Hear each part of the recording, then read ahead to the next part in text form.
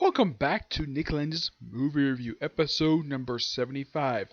What am I reviewing for my 75th episode of my movie review series? How about the 5th James Bond film, You Only Live Twice? Yep, this film.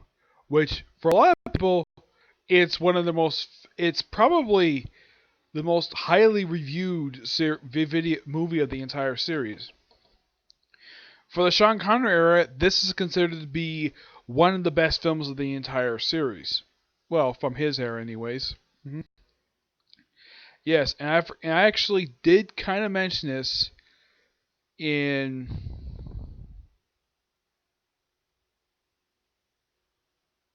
Yeah, the fact that this is the third film in a row where Bond has that epic final scene, and you have him leading an army to storm the main villain's base, or at least have a big massive battle.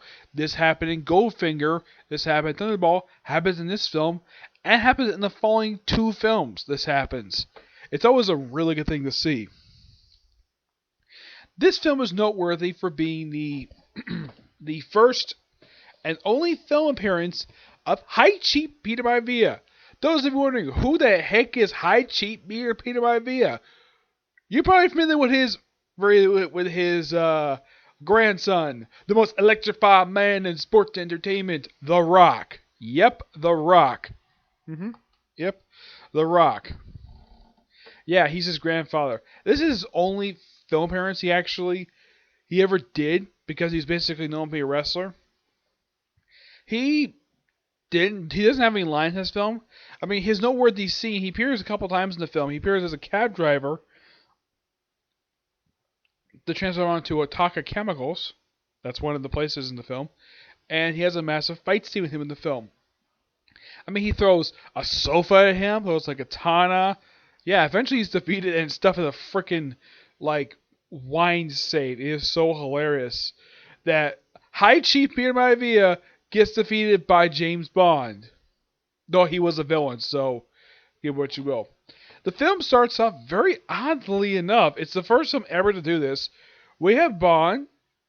We have this film start off in space. Yes, first time in the series we've ever done this. Though it starts out very interestingly. You have just some astronauts just doing some readings, and you have one basically who is outside of this. And this is basically during the era where they use rockets, not up until about several years ago when we used space shuttles. Yeah, the first Bond film used a space shuttle won't be until Moonraker. Yep. And then they come across this weird shaped bullet of a ship that basically opens up and it gobbles up the smaller ship. And then the thing turns around, comes back down to Earth. You don't see this thing again until much later in the film. Now, then they have sort of a UN scene. They have this sort of very weird scene where you have basically this table, this little meeting room, which has Russia, US, and the UK all basically meeting, thinking that, well, America accuses Russia of basically stealing their spacecraft. Russia says no, they nearly go to war for it. And one guy, and this guy is really stupid, I don't really care for this character, he thinks that this ship must land somewhere in Russia. Does this guy have any proof of this? No, this is basically based upon paranoia. This is the Cold War, mind you, though its high water mark didn't happen until the 1980s. Yep, though this particular group of characters remain unnamed, will return to toward the end of the film. Now, according to the UK, they say that this rocket did not land in Russia, it landed in Japan. Somewhere. They haven't figured out exactly where it is. So they have Bond basically sent to investigate this. And what is Bond doing this period of time? Why, he just finished up having sex with I think this would be a Chinese woman. It's implied he's in Hong Kong. Yeah. But I highly doubt it, because here's the thing. The James Bond films, they go to Hong Kong until Tomorrow Never Dies. Yeah, that was the first time they ever went there. And after they finish, she just gets up, says, why did Chinese girls say so different? Yeah. Okay. Yeah, just put a robe on, stand near a wall, press a button. Then two guys show up and of course she just pushes the button, has the bed that they're on basically pull up by mannequins. I have seen beds like this where you pull down like a rope and you pull them down. I've seen beds like this, and this one's done by a mechanical thing. And then the two guys running, fire machine guns at Bond, who's in bed, who does his bed, and it's like, okay, he apparently is dead. Yeah, it's by far the second film in the series where they apparently kill Bond in the opening credits, but nope, it's not him. Well, it's not exactly not like in You'll Live Twice. No, twice. Rush for Love. That was Imposter. This time, yeah. So after that, the wonderful opening title sequence, which is basically in the song, is sung by Nancy Sinatra. Yes, the daughter of legendary singer Frank Sinatra. Now, the story I heard about this is that Frank was offered the role of being, well, he was offered to do the song, but he turned it down and said offer his daughter, who's got a great voice. This is fantastic. I love it. I've heard that apparently there was a rejected version of the song. You hear elements of it in the song itself. Which mostly this is not exactly, this is like a little bit of women in this one, unlike the previous one, which always look constantly. This one shows like a lot of volcanoes because the big thing with this film is volcanoes. And then we cut to Bond's funeral. Yep, Bond's funeral. And he has a burial at sea. Yes, a burial at sea. And then, like, he comes aboard the submarine. Like, he's brought aboard a submarine. And apparently he's dressed in full military garb. He's got an oxygen mask. As for how he faked this death, the movie doesn't bother explaining it all. He's like, tells the captain, permission to come on board. Just granted. Yeah, and one thing you should point out, the previous films, Sean Connery is very livid. Basically, he's very happy, excited. He looks like he's having a good time. This one, a lot of the film, up until the final scene, from what I heard, Connery was bored. He apparently was very ticked off at the press for basically trying to interfere with his private life, and he's a very private guy. So after this film, he would leave the film series, though he would come back for Diamonds Are Forever. Yeah. So, yeah, as for how in the world they got the whole thing with the fake Bond's death, yeah, the whole thing with faking Bond's death, that doesn't even affect the villain's plan at all. Yeah, this also is returning a blow-up villain here, and I'll get to him soon, and the whole thing surrounding him. So, meets with Moneypenny, has this sort of awkward scene. Yeah, it's like apparently Connery just basically has this do not care attitude. She's like, how is the Chinese girl we fixed you with? And he's like, what girl? Oh, the one fixed you with. Okay. Yep. And M, of course, he's in basically this office, and he's wearing naval uniform. Yeah. The thing with Bernard Lee is that a lot of the time when you see him, you only see him just behind his desk. You never see him stand up or walk around. I think like the first time I could think of that this happened, off the top of my head, was in this film series. I think it was. I'm trying to think. I think it was at this point in time. Wasn't after this one. Also, there was a joke in this film where they're at M's office later, and basically Connor puts his hat, Bond puts his hat on top of the hat rack. And then when he leaves, he's like, I thought I left the hat here. Yeah, the film doesn't explain exactly why in the world that his hat disappears. Oh, and the film came out in 1967, roughly 2 years after Thunderball did. Though, from what I heard, the reason why they removed his hat, if you see the first 4 films, Sean Connery's Bond is known for wearing this hat. It's the 60s, mind you. They love wearing hats. So they were trying to phase them out, and this is the last time you see Bond wears hats. Yeah, in the film they don't give an explanation for this at all. But from what I heard from comment section, basically when Calvin Dyson reviewed this film, yeah, it's because that they're phasing out the whole thing of Bond's hat. That was part of his attire. Yeah, they phased it out, and basically Bond will occasionally wear hats, but not this particular hat ever again. Nope. And let's see what else. Then eventually he is sent to Japan, and he spends the whole film in Japan. Goes to a sumo match, though he basically gets tickets. Also, he's given the code word to basically talk to the Japanese Secret Service, and basically the password is "I love you." Yeah, when he was like, repeat that to me, he's like, "I get it. It's fine." It's a pretty simple one. Who would not forget to say those words as a password? So he runs to Aki. He expects correctly that she's in fact an agent, and he says the code words. Like, okay, fine. Though she doesn't smile at it, she doesn't give like a really bad reaction.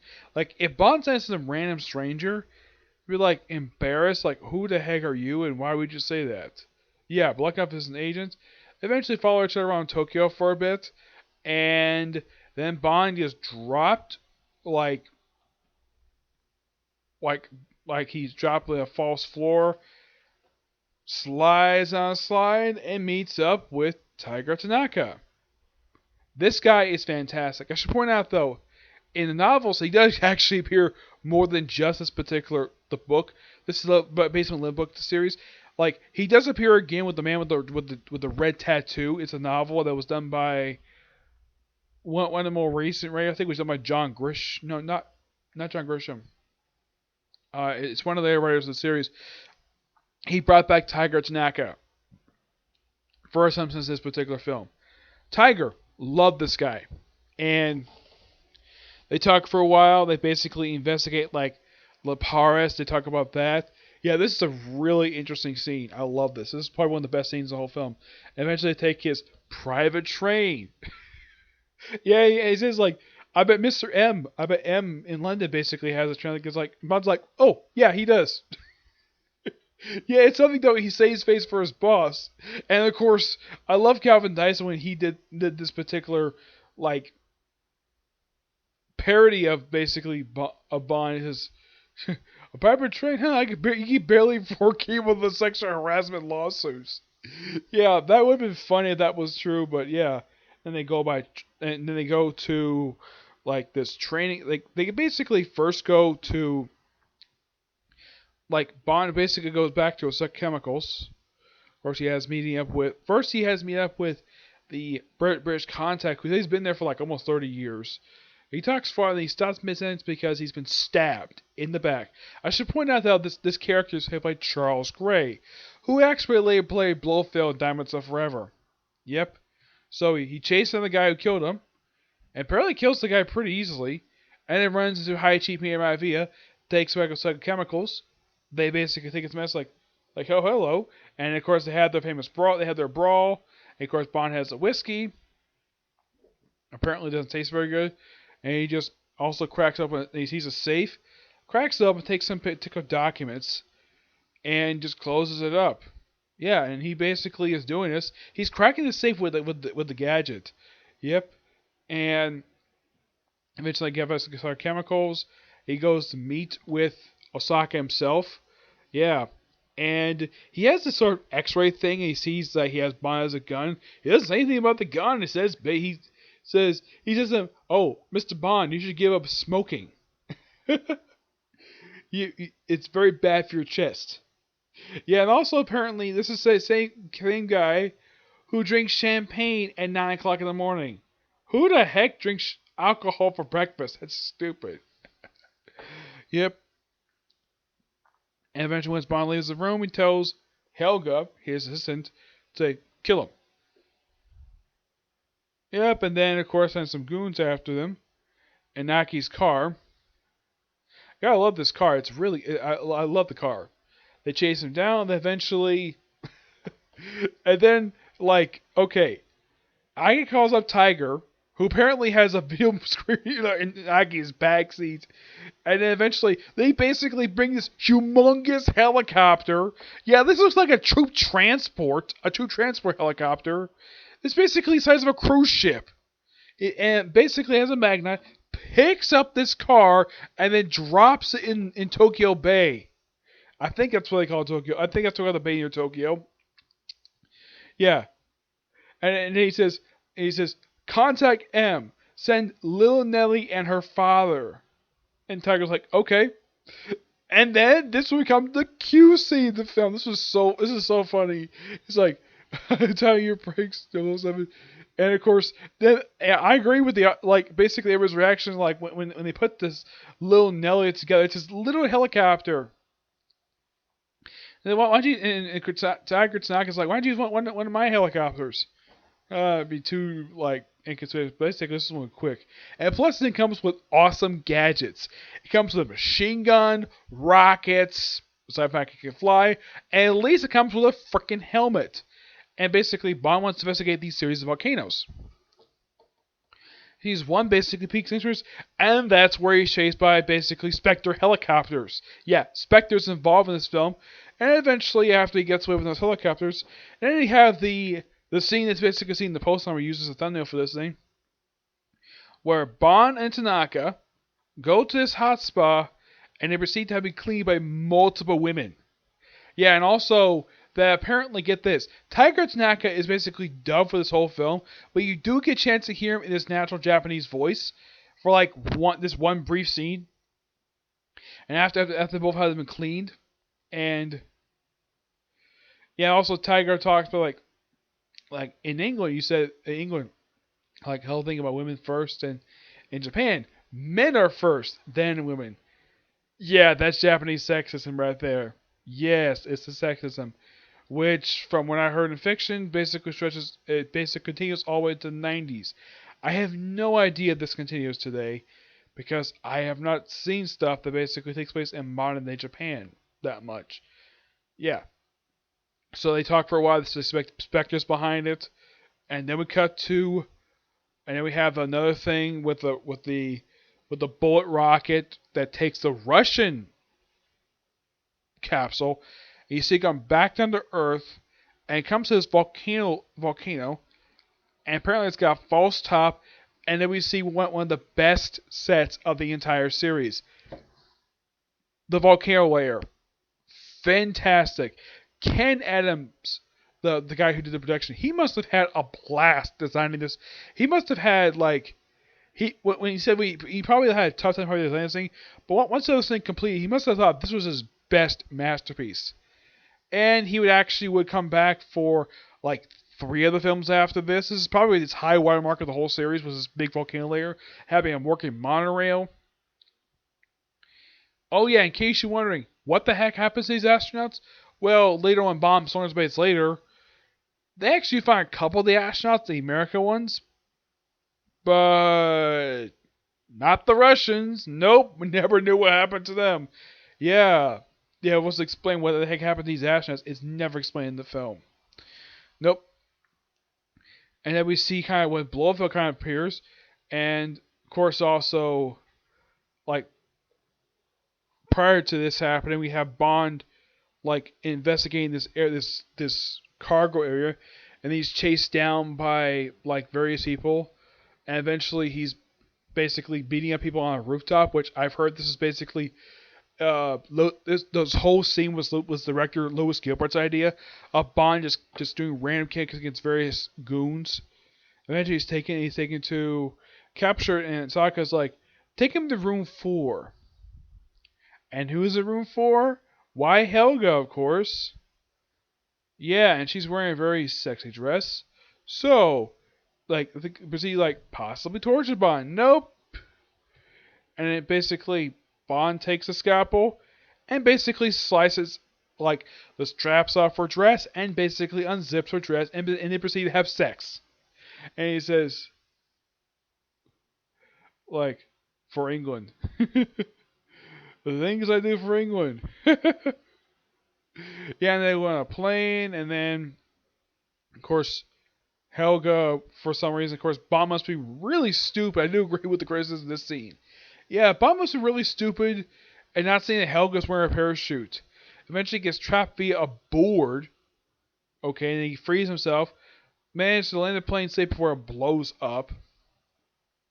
Then we have the later scene with Blofeld. You don't see him if you don't see his face till later. And oh yeah, one of the 3 people, their failure, and Osaka walked across first Helga across this bridge, We also like with this piranha. They show this piranha. We see one of Blofeld's henchmen. Yep, this guy who was basically like a Bond muscular assassin. Yeah, he's probably this film's version of Red Grant. Doesn't say very much. Nope. He proceeds to feed the piranha. He says like, my pet piranhas basically will strip everything else to the bone really quickly. Yep, and then basically Helga basically failed killing Bond, so she walked across the bridge, and then Blofeld presses a foot control, and the bridge drops, and she gets eaten by fish. Yep, which probably makes her the first female character in the films to get killed like this, like have an on-screen death. Yeah, though Joe Masters was not a villain. This one was a henchwoman. This is probably the first time we have a henchwoman get killed in the series. And so I walked across no problem. Yeah.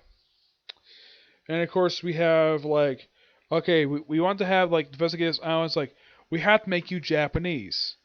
We have this sort of Japanese making scene. We see later, of course, like we have this sort of marriage scene, which from what I heard, this is based upon this is actual John Barry's the music of the scene done by John Barry. Yeah, this is basically like an accurate representation of an actual Japanese marriage ceremony. Yeah, and the film, from what I heard, got high praise for this, of accurately portraying an actual Japanese wedding. You know, with the kimono and basically walking up, and of course the agent named Kissy.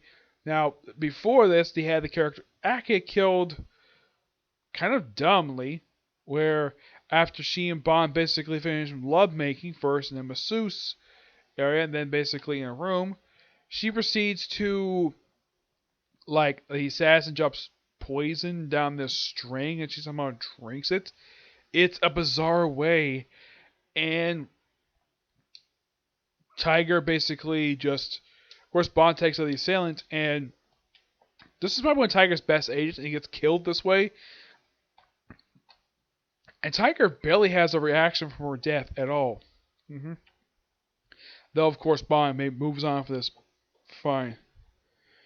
Yep, meet Kissy in here. And I looked at the actresses who played Kissy and Aki. Believe it or not, these two women did virtually almost nothing after this. Like, my gosh, nothing. The actress played Aki. Well, she appeared in like one film after this, and that was it. That was pretty much the end of her career. As for one played Kissy, she didn't have much of a career before, even after this film. So yeah, she was only active in the 60s, and once 1968 went on, done. Perfectly done. No more acting for her. Yep, the two Bond girls in this movie basically do jack frickin' squat after this movie. Yep. So then they go, and of course you have there's a scene when they reveal Sean Connery, like Bond's Asian look. Yeah, this is purely lazy, and the fact that Sean Connery probably did not want to sit down in the makeup chair for too long. Yeah, the look looks terrible. Yes. I can agree with the criticism with this particular moment. It is terrible. And of course they train him to be a ninja.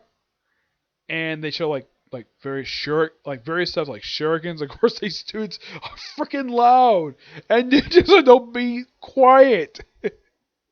Yep, and yeah, then eventually they have Bond have a training session with one of the students, and then the student basically knocks him and like, oh, you get the best of me, and then the thing just shoots out like a freaking blade, and Bond proceeds to beat the crap out of him.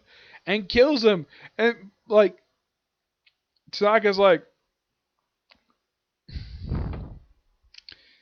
he's like, you killed him. You tried to kill me first. And he looks at him, he's like, this man is a stranger.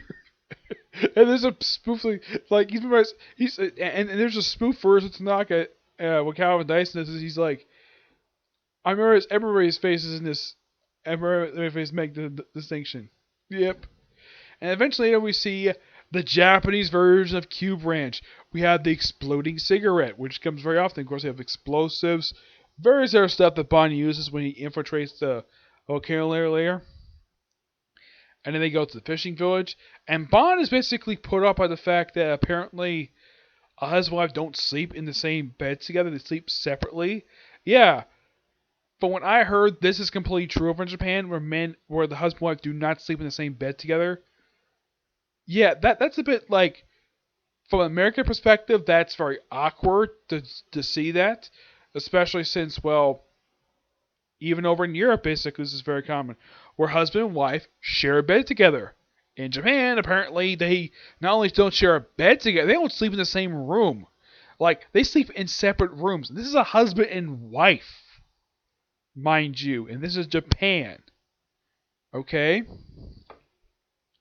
I've never really understood this cultural thing when it comes to them basically, for husband and wife have to sleep in the different rooms. I never really understood that. Excuse me. And of course, they hang the fish for a little while. They see that someone has died, and they could sophisticated key with gas. And apparently, this is where Bond's age and makeup wears off, and eventually they get like out of the cave and get to the top of the hill, and then of course, Bond and Kissy make out, and of course they come across a Spectre helicopter, and they see that the volcano top basically opens up. Bond's like, okay, this is where their lair is. So he managed to get in pretty easily, and tells Kissy, go contact Tanaka right away, and bring his army. His army of, get this, you wonder how many ninjas he brings to this place? He brings like 200 ninjas.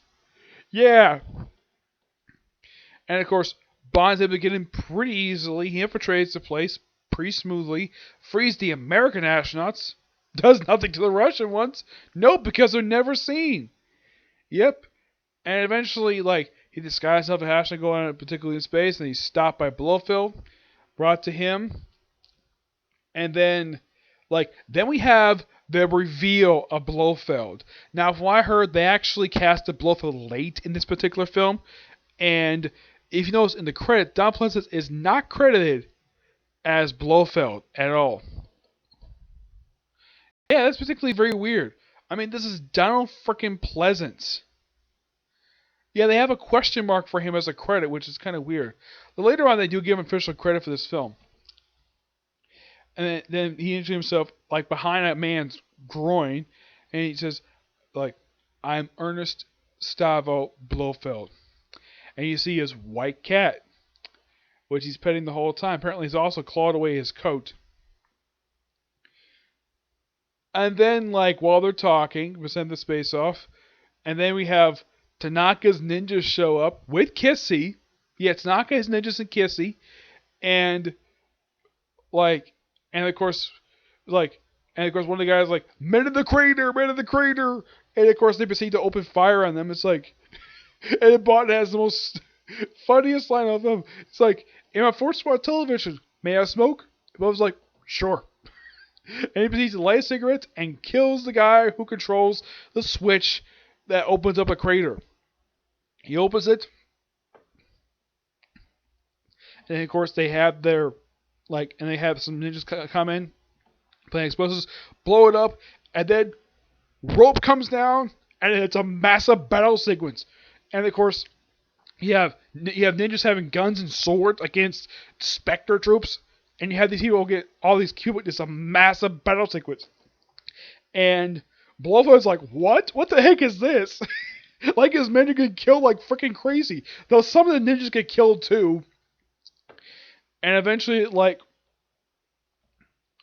Bond eventually, gets free from them. And, he's taken hostage with Taka. Taka is shot by for Taka to get shot by Blofeld. It's like, you have failed. And then basically he gets the thing. He's about to shoot Bond. And then Tiger throws a shuriken at Blofeld's wrist. He blows it at his hand, knocking out the pistol in his hand. And of course, his cat disappears. Yes, his cat disappears. And if you watch the scene with all the explosions going around, apparently the cat was going freaking nuts. And if what I heard also, the cat's owner apparently threatened to sue Eon Films over this. That apparently the cat was so scared it couldn't go to a freaking movie set. Because his cat knows for shooting cat commercials. Shoot commercials for cat food. Yep. And then, like, of course, it's all the massive battle. And then, of course, they have Bond's brief battle with Blofeld's henchmen. Like, and then, of course, he gets thrown in the piranhas, he gets killed then. And they have Blofeld just walk up to Enigma's Mono, takes out a key, and just turns the thing, and the place starts self-destructing. It's like, okay, I lost, I'm destroying my base.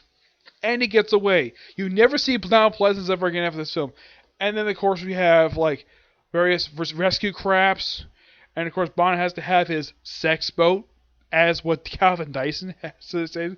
Because Bond and Kissy basically go into the raft. Tiger isn't one of these other raft people were suspecting, but you don't see him again outside the lair.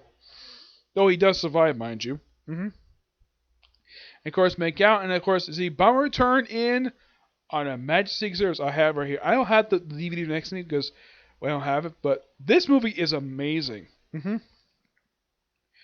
By far, that third act in the battle in the volcano lair is the most high watermark of the whole film. And believe it or not, for a lot of people who are fans of Bond, like, this is one thing people tend to parody. Volcano layers. Yeah, volcano became a thing thanks to this particular film. They became popular. This is basically in many foreign fiction, people who are villains have a lair in a freaking volcano. It's very common nowadays to see this. And it's by far, like I said, one of the best films released from the 60s. And it was the second to last film released in the 60s because the next film, On Her Majesty's Service, is the last film released in the 60s. Yes, the last one. And of course, that film didn't have Connery in it. Nope, it was George Lazenby who took over the role. Yep. So yeah, this is one fantastic film. Now, I've also heard the thing about Blofeld is they try to make different looks with him. Like the whole bald thing, the scar thing came a little late. Yeah.